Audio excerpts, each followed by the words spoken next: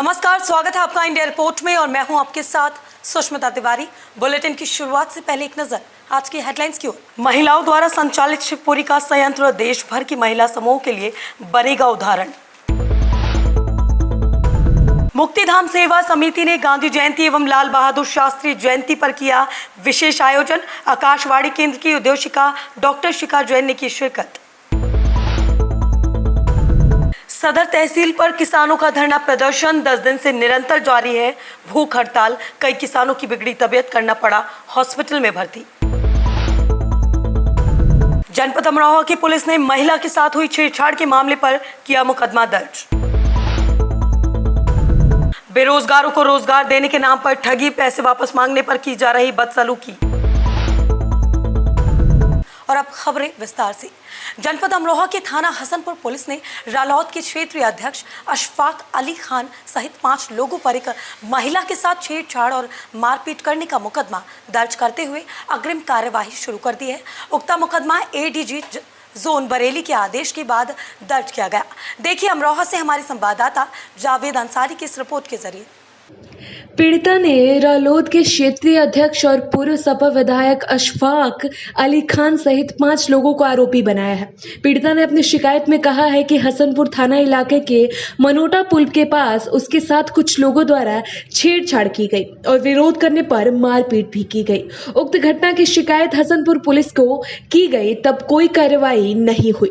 पूरा मामला ADG Bareilly zone के सामने पेश किया गया, जिसके बाद एडीजी बरेली जोन के निर्देश के बाद थाना हसनपुर पुलिस ने रालौद के क्षेत्रीय अध्यक्ष और पूर्व सपा सरकार में विधायक रहे अशफाक अली खान सहित 5 लोगों पर धारा 147, 423, 504, 506, 354, 395 जैसी धाराओं के तहत मुकदमा दर्ज कर लिया है। इन मामले में मुजरिम पाए जाने वाले विधायक ने अपना पक्ष रखते हुए बताया है कि पूरे मामले की बारीकी से जांच होनी चाहिए और इस मामले से उनका कोई लेना देना नहीं है। देखिए, मेरे साथ मनोटा सिहाली जहांगीर के बीच में मैं रोड पे आ रही थी। वहाँ मेरे साथ में इन लोगों ने रोड पे रखे, जिसका नाम आजम और है अशफाक के भतीजे हैं, एक गाजी और आजम, और पहले से वहाँ पर 3 लोग मौजूद और खड़े हुए थे। इन लोगों ने मेरे साथ में इतनी रोड पे बदतमीजी करी। जो अशफाक पूर्व विधायक के भतीजे हैं, खुद अशफाक के रिश्तेदार हैं, भतीजे हैं, भैया हैं, उन्होंने मेरे साथ में इतनी बदतमीजी करी। रोड पे मेरे कानों के अंदर भी लूट लिए, तब मुझे बोलते बहरहाल इन्होंने मेरे साथ इतनी करी कि मैं क्या बताऊं। बहुत ज़्यादा मेरे साथ जास्ती हुई, मेरे कपड़े वगैरह सब फाड़ दिए, तेजाब मेरे ऊपर गिर दिया, जिसके मेरे चेहरे पे अभी दाग, 1 महीने के बाद भी मेरे चेहरे पे दाग हैं। मेरी कोई भी कहीं भी कोई सुनवाई नहीं हुई थी। मैं हर जगह गई, हर थाने गई, हर उसमें गई। उसके बाद में मुझे मैं एसपी के यहाँ भी गई, मुरादाबाद तक मैं गई, सब जगह मैंने अपनी गुहार लगाई, कहीं भी मेरा कुछ नहीं हुआ। और उसमें मुझे ऐसा कहा कि कोतवाल सामू बुलाने के बावजूद ये लोग वहाँ पहले से मौजूद थे। मेरे बेटे को, और मुझे, मेरा बेटा 10 साल का है, मेरे पति मानसिक रोगी हैं। इन्होंने मुझसे डरा धमका कर फैसले के कागज ले लिए, फिर मेरे खिलाफ एक NCR करवा दी, झूठे मुकदमे में फंसा दिया मुझे करके। फिर मुझसे किसी ने कहा कि आप आला अधिकारी के पास जाओ। फिर मैं बरेली जोन बरेली गई, एडीजी साहब ने मेरी सुनी, उन्होंने मेरी फरियाद सुन के, मैं 6 बजे वहाँ पहुँची। उन्होंने मेरी फरियाद सुनने के बाद में मुकदमे के आदेश करे और आज मुझे ये मुकदमे जो है, जिसमें सबको मौजूद है, भाई अशफाक मौजूद है, जिन्होंने मुझसे जबरदस्ती फैसला कराया था, और अन्य लोग भी इसमें मौजूद हैं। इन्होंने मुझे डरा धमका के फैसला करा कर और मुझे यहाँ से जाने पे भी मजबूर कर दिया, घर छोड़ने पर। इतनी मजबूरी के कारण आज मुझे एडीजी से बरेली से मुझे इंसाफ मिला है, वहाँ से मेरा उन्होंने आदेश करे हैं। मेरा आज मुकदमे की चिक कटी है। आप कहाँ की रहने वाली हैं? मैं गजरोला की रहने वाली हूँ, चोपला। अच्छा, आप मुकदमे जो है वो दर्ज हो गए हैं? आज मेरा मुकदमा दर्ज हुआ। मैं आज सभी अधिकारी को, छोटे से बड़े तक का, पूरे प्रशासन का तहे दिल से शुक्रिया अदा करती। पत्रकार बंधुओं, सब लोग यहाँ मौजूद हो। मेरी जानकारी में एक जर्नलिस्ट महोदय ने मुझे FIR की कॉपी भेजी और मुझे बताया कि हम लोगों के ख़िलाफ़ किसी ने मुकदमा दर्ज कराया है। मैं उस महिला को नहीं जानता, मुकदमा दर्ज कराने वालों को नहीं जानता, मेरी जानकारी में कुछ भी नहीं है। FIR की कॉपी पढ़ने के बाद मुझ पर जो आरोप उस महिला का है, उसने ये लगाया है कि थाना पुलिस हसनपुर ने उसको फ़ोन करके बुलाया और उसके द्वारा ये कहा गया मैं भी वहीं मौजूद था और ज़बरदस्ती फ़ैसला कराया गया है। पहले तो मैं ये कहना चाहूँगा, ना तो मेरी जानकारी में कोई फ़ैसला, ना ही मैं थाना हसनपुर में मौजूद हूँ, ना मैं कहीं पर उस महिला को नहीं जानता हूँ। ये राजनीति से प्रेरित है, झूठ है, इसकी जब मुकदमा दर्ज हो गया तो विवेचना होगी और मुझे अपने पुलिस पर, अपने थाने की, अपने जनपद की पुलिस पर पूरा यकीन है कि उसकी साफ़ सुथरी विवेचना होगी और दूध का दूध, पानी का पानी हो जाएगा। अच्छा, आप अपने बचाव के लिए कहीं पर जांच क्या वो देंगे, जांच कराएंगे? देखिए, जहाँ तक बचाव की बात है, बचाव हर इंसान करता है। मैं पूर्व विधायक हूँ, समाज का प्रतिष्ठित व्यक्ति हूँ, लेकिन इतना पूरे समाज को संदेश देना चाहूँगा कि इसको सब गौर से FIR को पढ़ें, जो वो महिला बयान दे रही है उसको पढ़ें, और पुलिस से ये गुजारिश करता हूँ कि वो इसकी विवेचना सही ढंग से, जो उनके विवेक में इंसाफ परस्त हो, वो की जाए। और ये गुजारिश ज़रूर करूँगा कि उसके जो आरोप जिसने लगाए हैं, अगर वो आरोप निराधार साबित हो जाएं तो उनके खिलाफ सख्त से सख्त, पूरे गिरोह के खिलाफ सख्त से सख्त कार्रवाई की जाए, मेरी गुजारिश है। मुकदमे से पहले महिला ने वीडियो वायरल किया था, कुछ आरोप लगाए थे। वो मैंने वीडियो देखी थी, उसने 2 आदमियों के खिलाफ आरोप लगाया था कि दिन के 12 बजे उन्होंने मेरे साथ बदतमीज़ी की है, और उसमें साथ में उसने ये कहा था कि ये पूर्व विधायक अशफाक अली खां के भतीजे हैं। तो मैं ये साफ कह दूं कि मेरा एक भतीजा NTPC झारखंड में क्लास 1 अफसर है और दूसरा भतीजा इंडियन रेलवे में प्लेयर है, संभवतः उसकी पोस्टिंग कपूरथला में है। तो मैंने इसे नज़रअंदाज कर दिया था। मैं इस बारे में कोई बात, क्योंकि हो सकता है गाँव रिश्ते की वजह से कोई बात कह दी हो, तो ये बात कोई इल्ज़ाम साबित नहीं करती है। जैसे कि आप राष्ट्रीय लोकदल पार्टी से जुड़े हुए हैं, तो आपको लगता है कहीं ना कहीं इस चीज़ से जो है नुकसान होगा? जहाँ तक नुकसान की बात है, मैं अपने खुदा को मानने वाला इंसान हूँ।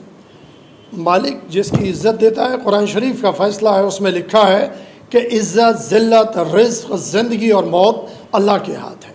मैं इंसाफ परस्त आदमी हूँ, मैं इंसाफ की बात कहता हूँ। तो मुझे सदर तहसील पर किसानों का जोरदार धरना प्रदर्शन जारी है। आपको बता दें, निरंतर 10 दिनों से बगैर खाए पिए धरना किया जा रहा है। इसी के चलते कई किसानों की तबीयत बिगड़ गई, जिन्हें डिस्ट्रिक्ट हॉस्पिटल में भर्ती कराया गया।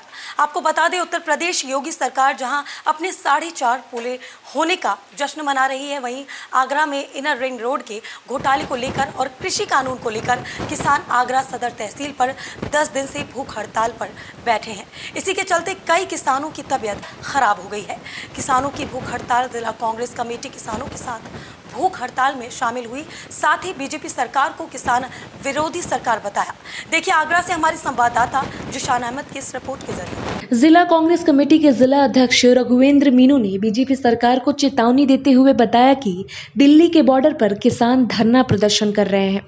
वहां पर 600 किसानों की शहादत हो चुकी है, और जब किसानों को मुआवजा तय हो चुका है और दोषी सामने आ चुके हैं, तो किसानों को उनका मुआवजा और दोषियों को सजा नहीं दी जा रही है। आगरा सदर तहसील पर किसानों की भूख हड़ताल पिछले 10 दिनों से निरंतर जारी है। यहां पर एक भी किसान की शहादत हुई तो कांग्रेस पार्टी बीजेपी सरकार की ईंट से ईंट बजाकर रख देगी और उग्र आंदोलन करेगी। अपना शुभ नाम? मेरा नाम डॉक्टर अनिल चौधरी है। किस संबंध में ये धरना प्रदर्शन किया जा रहा है? ये धरना प्रदर्शन रिंग रोड पे जो घपला हुआ है उस पे किसान यहाँ धरना दे रहे हैं, और मैं किसान कांग्रेस का प्रदेश अध्यक्ष होने के नाते मुझे हमारी राष्ट्रीय महासचिव बहन प्रियंका गांधी जी ने, प्रदेश अध्यक्ष लल्लू जी ने ये निर्देश दिया है कि हम यहाँ आएँ और किसानों को नैतिक संबल प्रदान करें, उनकी लड़ाई को धार दें। और मैं ये भी कहना चाहता हूँ कि अगर ये बहुत लंबा खिंचा तो बहुत शीघ्र ही हमारा शीर्ष नेतृत्व भी इस धरने पे आके बैठने का कितने दिन से धरना चल रहा है और क्या मांग को लेकर आप यहाँ बैठे हो? 10 दिनों से है। और देखिए, पूरी आप भी जैसे अवगत होंगे, रिंग रोड में अधिकारियों ने बहुत बड़ा घपला किया है। अरबों रुपए का वो घपला है। किसानों को वाजिब कीमत नहीं मिली और उसको अधिकारी जो है वो फर्जी नामों पे पैसे को डका दिया। इसकी पूरी जांच हो चुकी है। जांच हुए भी 2 वर्ष हो चुके हैं और उसके बावजूद उन अधिकारियों को दंडित नहीं किया जा रहा है। तो ये तो लोकतंत्र के लिए कोई शुभ लक्षण नहीं है। और जो ये दावा करते हैं कि हम पार्टी विद द डिफरेंस हैं, हमें तो लगता है कि वो और बहुत बड़े टकैत हैं। वो लोग कहीं ना कहीं जो है इन अधिकारियों से मिले हुए हैं। क्या लगता है सरकार आपकी मांग मानेगी? क्या लगता है सरकार आपकी मांग मांगेगी? क्यों नहीं मानेगी? समय लग सकता है, हम सरकार को झुका लेंगे। हमने ब्रिटिशर्स को झुकाया था। हमने ब्रिटिशर्स को भी तो झुकाया था, महात्मा गांधी जी के नेतृत्व में, नेहरू जी के नेतृत्व में। ये क्या बेचते हैं, इन्हें भी झुका देंगे। मैं जिलाध्यक्ष कांग्रेस कमेटी आगरा से राघवेंद्र मीनू हूँ। धरना चल रहा है और ऐसा धरना जिसमें किसी की भी शहादत कभी भी जा सकती है। वैसे तो इस गवर्नमेंट को कोई फ़र्क नहीं पड़ता है, किसान आंदोलन दिल्ली के बॉर्डर पे कर रहे हैं, 600 से ज़्यादा शहादत हो गई। लेकिन यहाँ तो बिल्कुल सीधी सी लड़ाई अपने हक की ये है कि जब मुआवजा इनका बन गया, उसमें अपराधी कुछ लोग पाए गए तो उनके खिलाफ कार्रवाई होनी चाहिए और किसानों का मुआवजा किसानों को दे देना चाहिए। यही हिंदुस्तान का कानून है। लेकिन ये लोग सत्ता के लालच में इतने कठोर हो चुके हैं, इतने निर्दयी हो चुके हैं कि इन्हें किसी की जान की परवाह नहीं है। जैसा कि अभी हमारे प्रदेश अध्यक्ष किसान सभा डॉक्टर अनिल चौधरी जी ने बोला कि इस लड़ाई को हमें अंत तक ले जाना है। इस लड़ाई को अब रही झुकने झुकाने की बात, तो वो लोग भी देख रहे हैं कि ये कितने दिन तक बैठेंगे। अगर यहाँ किसी की शहादत हुई तो जिलाध्यक्ष होने के नाते मैं बता देना चाहता हूँ कि आगरा प्रशासन जो भी इसमें लिप्त है, ईंट से ईंट बचाने का काम कांग्रेस पार्टी करेगी। अब तक कांग्रेस पार्टी जितना भी किसानों के फेवर में बोलती चली आई है, लेकिन अभी तक उग्र आंदोलन कहीं नहीं किया है। ये लोग मजबूर कर रहे हैं हम लोगों को उग्र आंदोलन करने के लिए, और 80% जनता जो किसान है वो इंतज़ार ये कर रही है कि आज मान जाएं, कल मान जाएं। अगर ये लोग नहीं माने तो इसकी लड़ाई का अंजाम इनको खुद भुगतना पड़ेगा। ये लोग समझते भी नहीं है। ये लोग ये भूल जाते हैं कि जो हम खाना खा रहे हैं वो किसान देता है, जो हम कपड़े पहन रहे हैं वो किसान की, जो हम यहाँ पे ऐसो आराम कर रहे हैं वो किसान की मेहनत की कमाई कराता है। और ये लोग अधिकारी बने बैठे हुए हैं, ये भी किसी न किसी किसान के पुत्र होंगे, ये भी किसी न किसी किसान के भाई होंगे। लेकिन उसके बावजूद भी इनकी आत्मीयता मर गई है। ये लोग पूरे झंडू हो चुके हैं, अधिकारी भी हो चुके हैं, और ये इनके जो आला अधिकारी हैं, इन लोगों को सोच लेना चाहिए। कांग्रेस अब मैदान में आने वाली है प्रियंका जी के नेतृत्व में, डॉक्टर अनिल चौधरी जी के नेतृत्व में। किसान कांग्रेस कमजोर नहीं है, इसको हम आने वाले समय में आपको दिखाएंगे। बेरोजगारों को रोजगार देने के नाम पर ठगी का धंधा रुकने का नाम नहीं ले रहा है। गांव के भोले भाले युवकों को नौकरी देने के नाम पर इनसे हजारों की रकम वसूल ली जाती है, और जब ये अपने पैसे वापस मांगते हैं तो उन्हें दुत्कार कर भगा दिया जाता है। ताज़ा मामला आज रायबरेली पुलिस अधीक्षक कार्यालय में उस समय देखने को मिला जब नौकरी के नाम पर हजारों की नकदी युवक से वसूल ली गई, और जब उसने अपना पैसा वापस मांगा तो उसे भगा दिया गया। देखिए रायबरेली से हमारे संवाददाता आलम कादरी की इस रिपोर्ट के जरिए।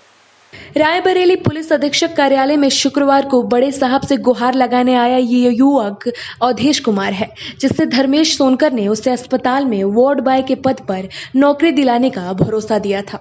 इसके एवज में उससे 2 बार 45,000 रुपए हड़प लिए गए। लेकिन जब काफी समय बीत गया तो पीड़ित सीएमओ कार्यालय पहुंचा और उससे पता चला कि यहाँ धर्मेश नाम का कोई भी व्यक्ति नौकरी ही नहीं करता था, जबकि धर्मेश ने बताया था कि वो सीएमओ कार्यालय में नौकरी करता है।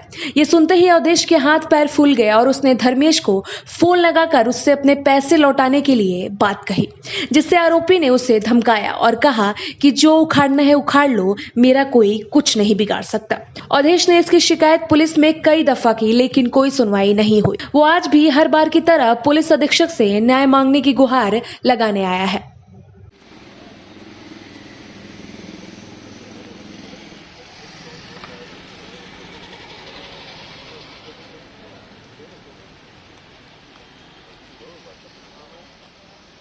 जन कल्याण और सुराज अभियान के तहत मुख्यमंत्री शिवराज सिंह चौहान ने शुक्रवार को शिवपुरी में 17.35 करोड़ लागत टैंक होम राशन संयंत्र की चाबी महिला आजीविका औद्योगिकी सहकारी संस्था को सौंपी।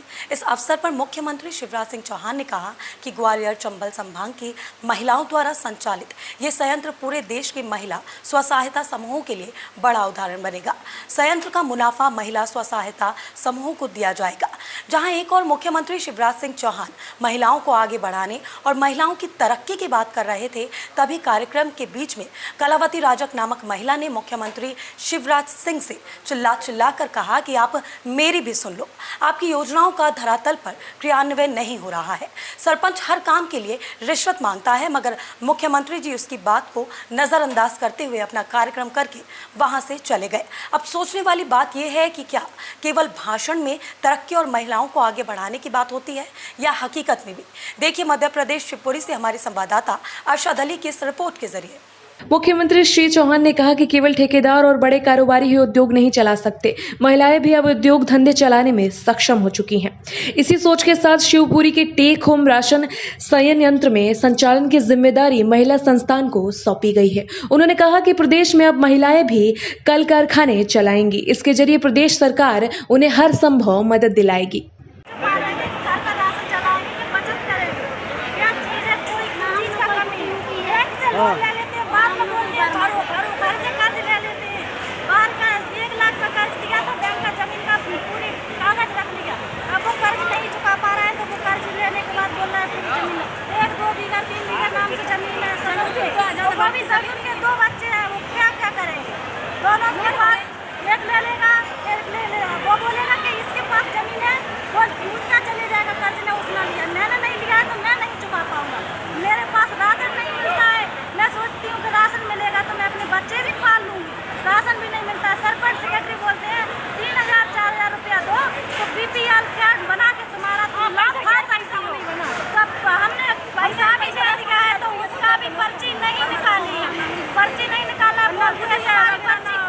तुम्हारी पर्ची ऊपर से आएगी तो हम दे देंगे, और जो लोग पैसे वाले उसने पैसा दे दिया तो उनके मेरे साथ में सबकी पर्ची आ गई। मेरी 4 साल का परमिट बना रखा है, किसी ने मुझे पर्ची नहीं दिया है।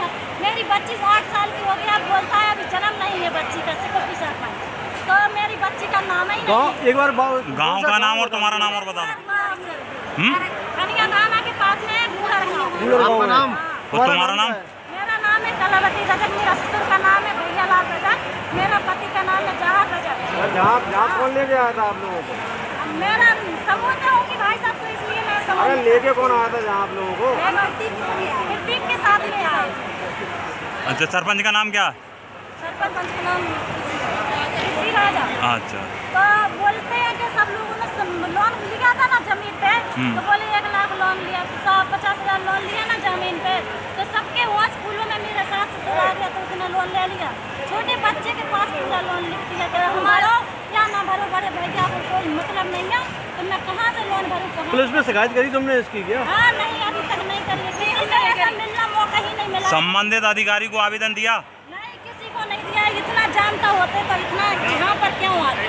इतना मेरा घर वाला भी नहीं जानता है, मैं भी नहीं जानती हूँ, तो दोनों ही एक से पड़ गए। तो घर वाला मेरा दिन भर मंजूरी करता है, शाम के 200 रुपया ले आता है, 100 का घर चलाता है, 100 बचाता है, बच्चों को। मुक्तिधाम सेवा समिति गांधी जयंती एवं लाल बहादुर शास्त्री जयंती पर आयोजित विशेष श्रमदान में शामिल होने खासतौर से भोपाल की आकाशवाणी केंद्र की अनाउंसर डॉक्टर शिखा जैन की शिरकत की। उन्होंने कहा कि यहाँ मैं निशब्द हूँ। यहाँ पर्यावरण के लिए जिस प्रकार 365 दिन संपूर्ण सेवा भाव चलता है वह अपने आप में एक अनूठा है, और आज यहाँ आकर मैंने यहाँ जो खुशी और अनुभूति देखी है वो अद्भुत है। देखिए विदिशा से हमारे संवाददाता सोनू नामदेव के इस रिपोर्ट के जरिए। ज़िंदगी में नहीं सोचा था कि कोई मुक्तिधाम को इतना भी संवार सकता है। किसी के बारे में सुनना और उसको लाइव देखना, इसमें बहुत अंतर होता है। जब मैंने सुना कि मुक्तिधाम को कुछ काग उद्यान बनाया गया है, यहाँ पर मेडिसिन प्लांट लगाए गए हैं, तब मुझे इतना यकीन नहीं था। मुझे लगा कि शायद लोग शायद मेडिसिन प्लांट लगाते हैं तो 1-2 प्लांट यहाँ पर लगे हुए होंगे। जब मैं यहाँ पर आई और जब मैंने यहाँ पर आकर काग उद्यान देखा, कौओं की जिस तरह से यहाँ पार्टी होती है वो देखी, और यहाँ पर मेडिसिन जो गार्डन बॉटनिकल गार्डन भैया ने बनाया है वो देखा, तो मैं सच कहूँ मैं निशब्द हो गई। मुझे यकीन नहीं हुआ कि इस तरह का क्या कोई उद्यान या इस तरह का भी कोई काम हो सकता है जिसे कोई व्यक्ति इतनी शिद्दत के साथ करे कि वो अकेला चले और फिर इतना बड़ा कारवां अपने साथ खड़ा कर ले। तो मुझे बिल्कुल यकीन नहीं हुआ इस बात का, और मैं इतनी खुश हूँ कि मैं यहाँ पर आई, मुझे यहाँ आने का मौका मिला, मुझे ये सब रिकॉर्ड करने का मौका मिला, और मैं बिल्कुल निरुत्तर हो गई हूँ यहाँ पर आकर। और मैं बहुत साधुवाद देती हूँ यहाँ पर मनोज पांडे जी को, उनकी टीम को, और इन सभी महिलाओं को जिन्होंने इतना खूबसूरत इसको बना दिया है कि आज मुक्तिधाम में आने से महिलाएं बिल्कुल नहीं कतराती। सुबह 7 से बड़ी बात, मतलब मुक्तिधाम ऐसा पहला मुक्तिधाम मैं अपने जीवन में देख रही हूँ जहाँ महिलाएं आती हैं और अपनी खुशी से आती हैं, अपनी खुशी से आती हैं और खुशी के साथ यहाँ आकर लोगों को सेवा देती हैं। एक होता है लोग घूमने आते हैं पार्क में, लेकिन यहाँ घूमने ही नहीं आती, यहाँ पर लोग आती हैं, अपना श्रमदान देती हैं, लोगों की सेवा देती हैं। इतना अच्छा बॉटनिकल गार्डन मतलब कभी लोग जाते हैं बॉटनिकल गार्डन घूमने, अलग से जगह होती हैं, लेकिन कोई किसी मुक्ति धाम को बॉटनिकल गार्डन में तब्दील कर दे और कोई किसी बॉटनिकल गार्डन के साथ साथ आपने जो आपका काक उद्यान है उसकी तो मतलब बात ही अलग है, जहाँ पर मछलियों को भी दिया जा रहा है खाना, जहाँ पर कुत्ते भी खाना खाने आ रहे हैं, गाय भी आ रही हैं, और कौओं के लिए जो हमारे पर्यावरण संरक्षण के लिए कौओं का जो महत्व है जिसको लोग भूलते जा रहे हैं, उसको आपने लोगों के दिमाग में जीवित कर दिया है। जब सुबह हम यहाँ आ रहे थे तो हम इतना सोच के नहीं आए थे कि हमें इतना कुछ देखने मिलेगा। सच में मैं भी यहाँ आने के बाद एकदम सरप्राइज हूँ, निशब्द हूँ कि विदिशा में इतनी। आज बुलेटिन में मेरे साथ बस इतना ही। दीजिए इजाज़त, नमस्कार। और चैनल की लेटेस्ट अपडेट्स के लिए बने रहिए इंडिया रिपोर्ट के साथ।